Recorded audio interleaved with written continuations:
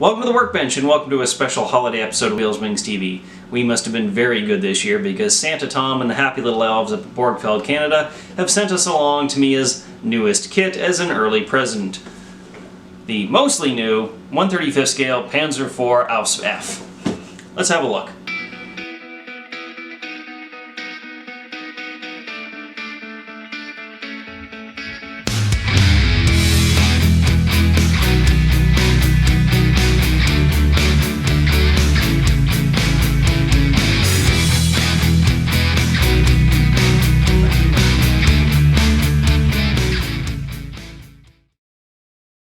The lower hull tub, wheels, and suspension come from Tamiya's mid-90s Ausf J and H kits, but everything else is brand new and stamped 2020. So at least something good has come out of this year. The Panzer IV-F was the last of the Panzer IV series to be armed with the short L24 7.5cm gun, and saw simplifications in manufacturing and improvements in armor protection that raised the weight to almost 25 tons, meaning the Ausf.F was also the first Panzer IV to use the new 40cm wide tracks, which is something to keep in mind if you plan on using any aftermarket tracks. You want 40cm, not the early 36cm tracks. Construction starts with the front and rear of the hull,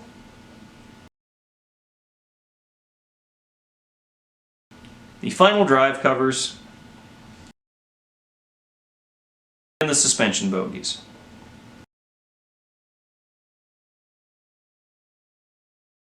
After this, the instructions would have you assemble and mount the wheels as well.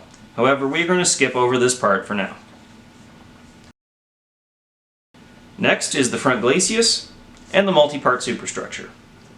Pay careful attention to the instructions here, as Tamiya has laid out a specific order of assembly to ensure all the parts stay straight and square.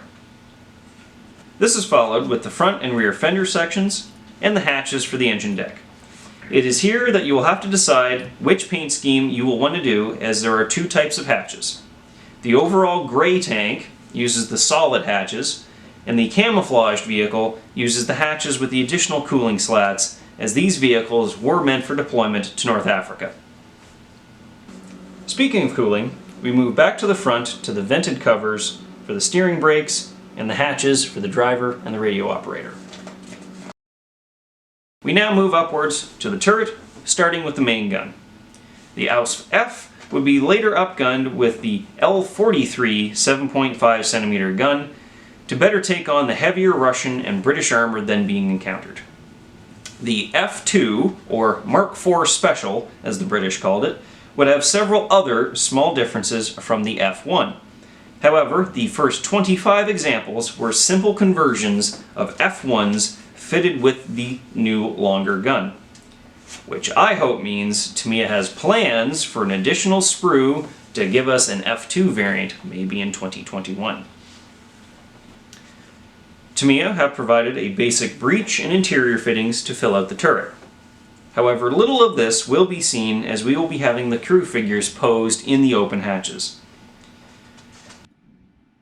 Pay particular attention when removing parts D7 and D8 for the sides of the stowage bin from the sprue, as I accidentally cut off one of the mounting tabs, which then had to be replaced with styrene strip. Next, we have the very well detailed cupola, which is almost a shame to hide under closed hatches or with the tank commander. We will attach the cupola to the roof of the turret, but we'll leave the hatches separate until after painting. Next step brings us to one thing I hear a lot of complaints about, and that is the length of string that Tamiya provides for the cables instead of the fine copper cables offered from other manufacturers. However, when treated properly, Tamiya's string will look just fine. Simply cut to length using the provided guide in the instructions or with a ruler. I would suggest cutting the cables about 5mm shorter than the suggested 105, as I found the cables a bit too long when wrapped around their mounting hooks. Once you have cut the string, it will want to fray apart at the ends. To prevent this, all you have to do is flick your bic and very slightly and carefully melt the strands together. Then you can glue the string to the plastic eyelets and mount the cables to the rear of the tank, tying them in the middle with the length of the provided wire. Once you are happy with the placement of the cables, fix the ends in place with thin super glue, and now here's the trick to making these strings look the part. You'll also want to apply the same thin super glue to the string, which will absorb the glue, resulting in a rigid piece that will be much easier to paint and weather than a floppy string. Last but not least, we have the running gear to assemble.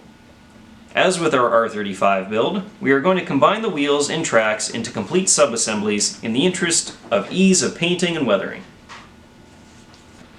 I found it curious that Tamiya decided to mold the top and bottom runs of tracks in short sections instead of long pieces. I could understand the top perhaps being due to mold limitations, however the bottom is a simple, straight, flat piece. That being said, it is pretty much a non-issue as the top run goes together with no fuss using the provided jig. Just make sure to check as you go along that you haven't welded the tracks to the jig with an over-eager application of cement. When finished assembly, set these aside for a few minutes to allow the joints to set. As with other steps, Tamiya have indicated a specific order in which to assemble the tracks. We start with 8 single links around the drive sprocket, making sure to leave the bottom link a little loose for when we come back around with the lower run. Next, our prefabricated upper run, being careful to line it up with the return rollers. Unlike the R35, Tamiya have not provided any tabs or keyed parts to positively locate the top run. We then follow up with 9 more single links around the idler wheel, before finishing up with short sections and single links for the bottom run of tracks, taking care to fit the first and last links together with no gap. Of course, don't forget to glue the tracks to the wheels as you go along. Now is a simple case of rinse and repeat for the other side. Both sides are finished, set them off to the side so the joints can stiffen up and won't fall apart when you remove the completed assemblies for painting. This kit comes with markings for 2 schemes. Option A, an overall gray tank of the 14th Panzer Division, and Option B, a 5th Panzer Division tank painted in North African colors. To start, we are going to prime everything, not with black, but with a custom mixed dark brown batch of Stynylrez or one-shot primer.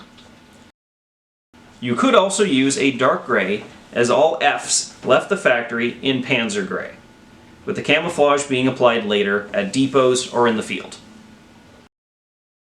With the primer down, we can apply the first color, which is Tamiya's new yellow-brown Deutsche Afrikakorn 1942. We have XF92, which is the acrylic, but you also have the option of the lacquer LP76.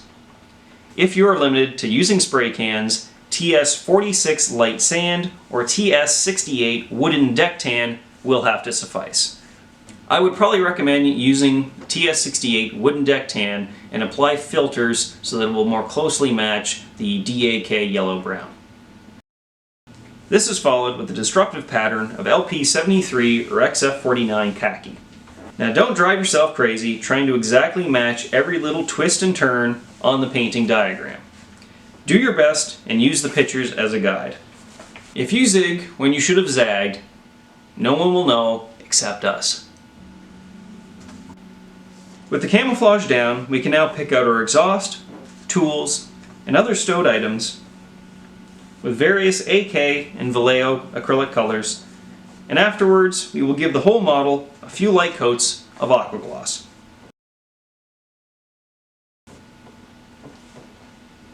With the gloss coat dry, we can apply what few decals we have with the help of Solvaset.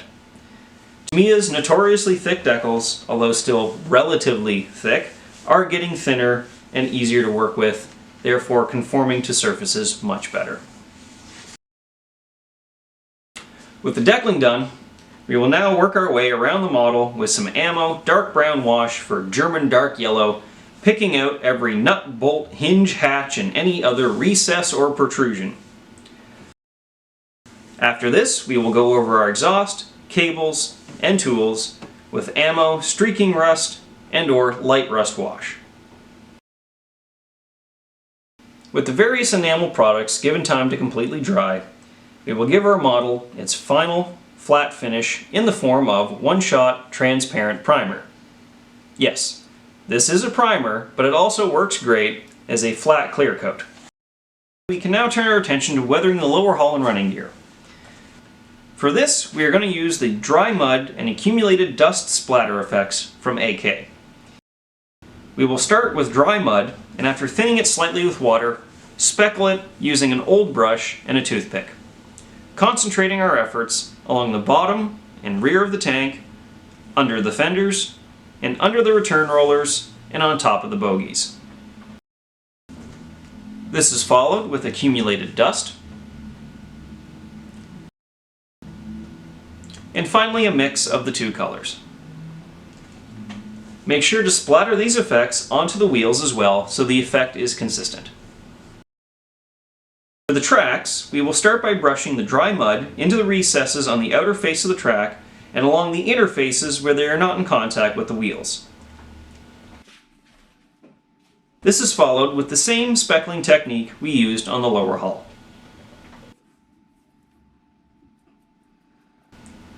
Once our earth effects have dried, it's time to get shiny!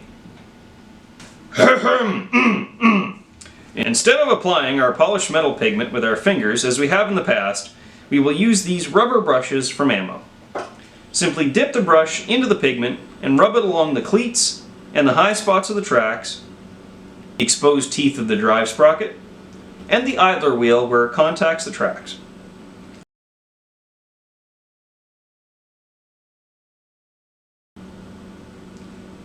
While we have our pigments out, using a regular brush, we apply a small amount of black pigment to the exhaust pipe and the muzzle of the main gun to represent carbon buildup. You will notice that I have exercised some creative license and have left the inside of the hatches in Panzer Gray. Inside and outside of the hatches would be painted the same color. However, my thought being that the vehicle was repainted after leaving the factory, and they would have closed the hatches to do so, therefore leaving them in the factory gray finish. Whether this is at all authentic, I don't know, but I feel it draws more attention to the open hatch and to our final task, the crew figures. With even more TV magic, we have already finished the gunner and the loader, and will walk you through painting the commander.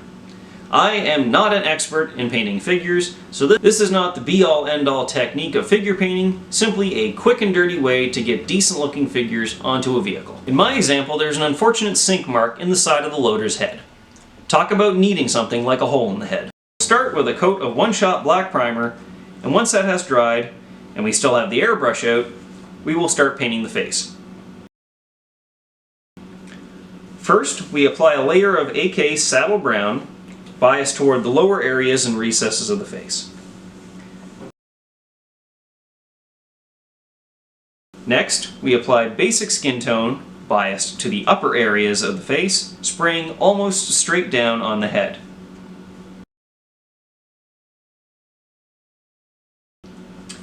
Finally, we apply thin layers of beige red, making sure to allow the color and contrast of the previous two layers to come through. To give more contrast and color, we will apply some thinned Vallejo flesh wash to the recessed areas of the face, being sure to wick away any excess wash while it is still wet.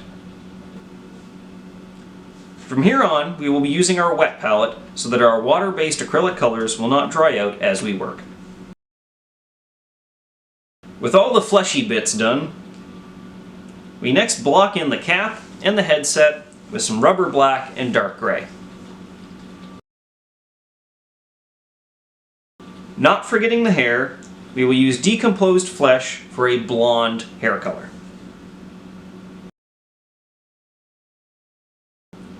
Now that we've gotten a head, we can move on to the body, which conveniently has already been painted black.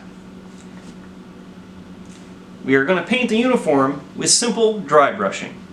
First, with rubber black, followed by Vallejo German Tank Crew Black, with this color concentrated more on the uppermost areas and prominent folds on the clothing.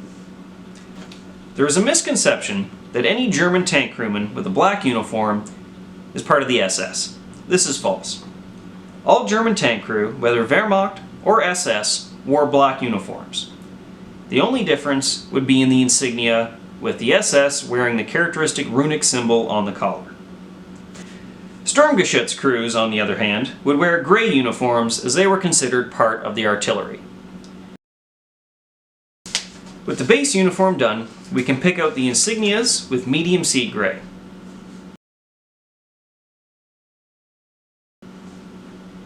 After which, we will paint the piping around the collar and the epaulets with Vallejo Heavy Orange, which to me looks slightly pink.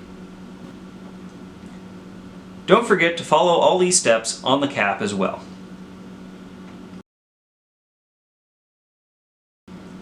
Finally, we will base all of the leather parts with a mix of Vallejo German Camo Black Brown and Glossy Black. And because we like to be different, we will use this color on the hands as well to simulate leather gloves. This is followed by a dry brush of straight black brown on the holster and gloves, and a mix of saddle brown and black brown for a final highlight. Finally, with a head on his shoulders, our commander is done, and so is our project.